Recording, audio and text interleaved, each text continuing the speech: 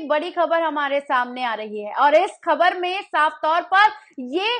Clear हो जाएगा कि जब भी रमजान, ईद, शब-ए बारात आती है तो इस तरीके की एडवाइजरी को जारी कर ये बताने की कोशिश की जाती है कि हमने तमाम चीजों को कंट्रोल करने के लिए इस तरह की एडवाइजरी जारी की है। अभी बीते दिनों ही हमने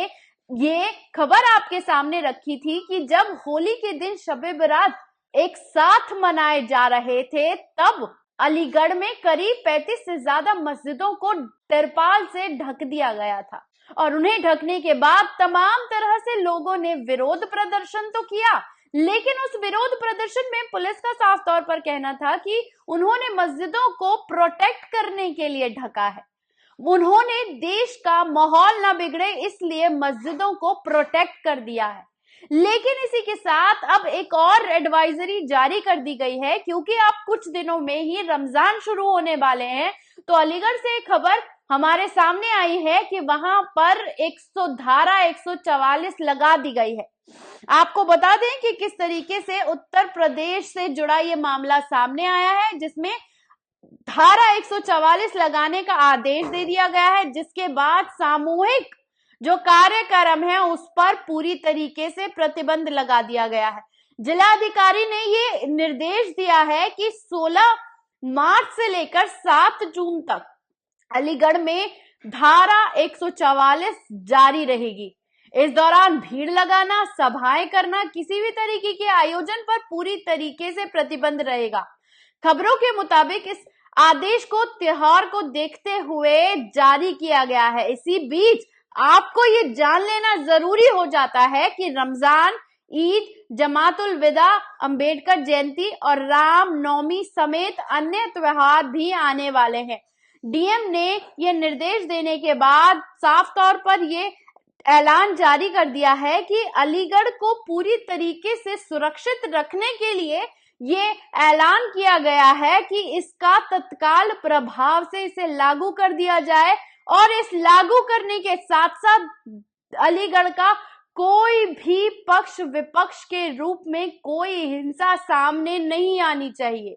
और इस मामले को लेकर सोशल एक्टिविस्ट लोगों ने इस पर आवाज उठाना बुलंद कर दिया है। उनका साफ तौर पर कहना है कि मुसलमान इतने मासूम हो गए हैं कि वजह पूछ रहे हैं कि क्या उन्हें नहीं पता कि रमजान आ रहा है। रमजान के दिनों में ये सारी पाबंदियां लगा दी जाती हैं ताकि गरीब मुसलमान थोड़ा जो रोजगार कमा पाते हैं उन्हें पूरी तरीके से उनके रोजगार को ठप कर दिया जाए। सरकार और हिंदूवादी संगठनों ने ये मंशा के साथ पूरी तरह से प्री प्लान कर मुसलमानों में जो रोजगार को लेकर थोड़ा बहुत वो रमजान के पूरे टाइम में कमाते हैं उसको भी ठप करने की मंशा कर दी है। पुलिस के मुताबिक कानून का उल्लंघन करने वालों के खिलाफ आईपीसी की धारा 188 के तहत कार्रवाई की जाएगी। और ये बयान सामने आने के बाद ये क्लियर हो जाता है कि क्या ये बयान इसलिए जारी किया गया, क्या ये धारा इसलिए लगाई गई है ताकि जो हिंदूवादी संगठन है उनसे मुसलमानों को प्रोटेक्शन मिल सके। वो मुसलमानों को बचाना चाहते हैं, वो मुसलमानों को प्रोटेक्ट करना चाहते हैं, वो मुसलमानों को ख्याल रखना चाहते हैं, इसलिए मुसलमानों के जो जैसे ही त्योहार आए हैं तभी वहां पर जाकर धारा 144 लगा दी गई है। वो ये भी मेंशन करना नहीं भूले हैं कि रामनवमी आ रही है, इसका भी ख्याल रखते हुए हमने कहा है ताकि दो समुदाय के बीच कोई झड़प ना हो। लेकिन इतिहास उठाकर देख लीजिए कि कोई भी झड़प करने वालों में पहला शक्ल अगर किसी मुसलमान के मिले तो हम आकर आमने सामने बात करेंगे, लेकिन मुसलमानों की बस्तियों से रैलियां निकालना, उन्हें उस्काना, उनकी बेटियों को उठाने की बात करना, 40 लाख लड़कियों को हिंदू बनाने की बात करने वाली पुलिस के सामने ये तमाम वीडियो आते हैं, ये तमाम कार्रवाई आती हैं। और तो और होली में जब मुसलमानों को प्रोटेक्ट करने के लिए मुसलमानों की मस्जिदों को तिरपाल से ढक दिया जाता है तो भी पुलिस देश में सौहार्द बनाने की बात कहकर अपनी पीठ थपथपाती हुई दिखाई देती है। लेकिन ये साफ हो जाता है वो भी हर बार कि किस तरीके से प्रशासन का रवैया मुसलमानों को लेकर साफ हो जाता है। धारा 144 तो पूरी तरीके से सिर्फ और सिर्फ ये दिखाने और बताने की कोशिश है कि देखो अब रमजान में अपनी हदों में रहें, अपने घरों में नमाज पढ़ें और तो और साफ तौर पर यह भी बोलने की कोशिश है, लेकिन ये सब दबे आवाजों में कहा जा रहा है कि धारा 144 सिर्फ प्रदेश के अंदर शांति बनाए रखने के लिए है। लेकिन जो लोग बाहर जाएंगे, जो नमाज पढ़ने जाएंगे, जो अपनी दुकानें लगाएंगे, जो सामान खरीदने जाएंगे, जो इफ्तार के लिए सामान लेने जाएंगे, ईद की शॉपिंग करने के लिए जाएंगे, तो धारा 144 लगी होगी तो कौन अपने घरों से निकलेगा? क्यों हर बार इसी वक्त जो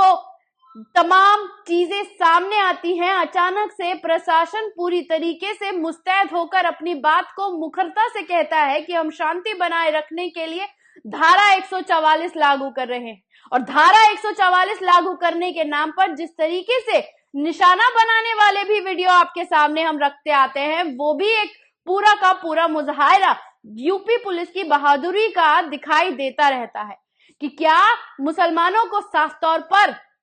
नमाज पढ़ने से रोकने के लिए, ईद मनाने से रोकने के लिए ही धारा 144 को पूरी तरह से एक ढाल बनाकर एक एडवाइजरी तत्काल तौर से जारी कर दी गई है। और उस जारी की हुई एडवाइजरी पर हर कोई सिर्फ यही कहता हुआ नजर आ रहा है कि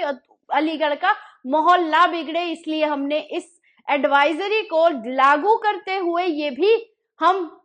तमाम शांति बनाने की कोशिश कर रहे हैं, जिसमें लोगों को पुलिस की सहायता करनी चाहिए, घर में रहना चाहिए और ज्यादा बाहर नहीं घूमना चाहिए। और 4 से ज्यादा लोग अगर एक साथ खड़े हुए